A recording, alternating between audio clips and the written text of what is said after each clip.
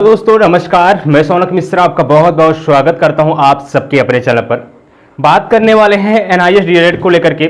जिस तरीके से माननीय सुप्रीम कोर्ट 23 नवंबर 2023 को माननीय जितने भी एनआईएस डीएलएड होते हैं उन सभी शिक्षक भर्ती से बाहर कर देता है। उसके पश्चात से हमारे सभी एनआईएस डीएलएड की समस्याएं बढ़ जाती हैं।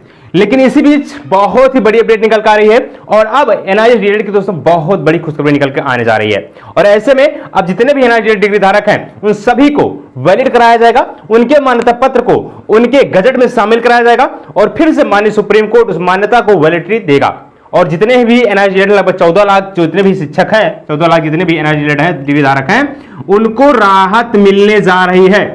कैसे, क्यों और कब तक मिलेगी राहत, इन सभी चीजों को लेकर हम चर्चा करेंगे। रिक्वेस्ट करेंगे अगर आप लोग चैनल पे नए हैं प्लीज वीडियो को लाइक कर दें, शेयर कर दें और सब्सक्राइब भी तक नहीं किया जरूर चैनल सब्सक्राइब करिएगा। देखिए दोस्तों, आपको बता दिया जाए इस टाइम पर आज यहां पर हमारे देश में चुनाव हुआ और नया हमारा प्रधानमंत्री बनने जा रहा है। अब यहां पे एनडीए बनेगा या फिर इंडिया के गठबंधन से बनेगा, जिसकी इंडिया वाला गठबंधन से बनता है चाहे एनडीए गठबंधन से बनता है। कहीं न कहीं अब मंत्रालय जो है बदलने जा रहा है। मंत्रालय बदलने से बहुत फर्क पड़ेगा। अभी तक आपके शिक्षा मंत्री जो थे धर्मेंद्र प्रधान जी थे, लेकिन जो कि स्टूडेंट की बातों को बिल्कुल भी नहीं सुने। आप समझ सकते हैं जब हम लोग के माध्यम से दिल्ली जाया गया और वहां पे हम लोग इनको बहुत ज्यादा ज्ञापन सौंपा मिलने भी, लेकिन इनके माध्यम से कहा गया आप लोग जाइए हम यहाँ पर चीजें सही करेंगे, लेकिन इनके माध्यम से कुछ किया नहीं गया। अब आशाएं हैं, अपेक्षाएं हैं कि मंत्रालय है जो बदलेंगे, क्योंकि आपको पता है चाहे इंडिया एनडीए हो चाहे इंडिया गठबंधन हो, ये भी गठबंधन से ही बन रहा है। और यहां पर चाहे आप सबको पता है नीतीश सरकार और नायडू की सरकार दोनों लोग इस एनडीए में गठबंधन में है और कोई ना कोई यहां पर कोई मंत्रालय बनाएंगे और जहां पर हो सकता है मंत्रालय जो है बदले और जो आप सब धर्मेंद्र प्रधान जी हो हटें। ऐसे में अब जो मंत्री जी आएंगे उन पर निगाहें रहेंगी और हम लोग उनसे अपनी बातों को रखेंगे।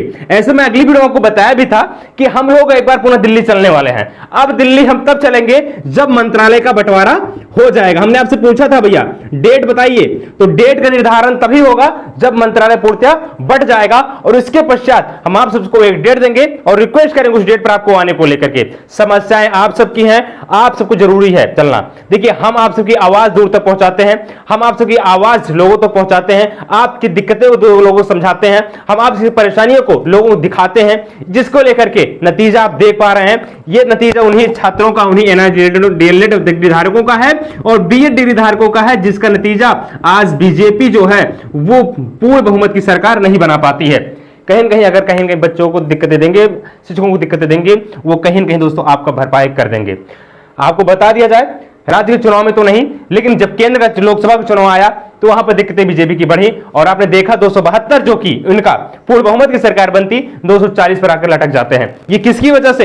एनआईएस डीएलएड की वजह से और बीएड धारकों की वजह से, क्योंकि आपको पता है 14 लाख प्लस 1 करोड़ बीएड धारक हैं, ठीक है ना। ऐसे में 1 करोड़ 14 लाख बच्चों ने सिर्फ और सिर्फ बीजेपी के नैया डुबा दिया है, क्योंकि उनकी बातों को नहीं सुना गया।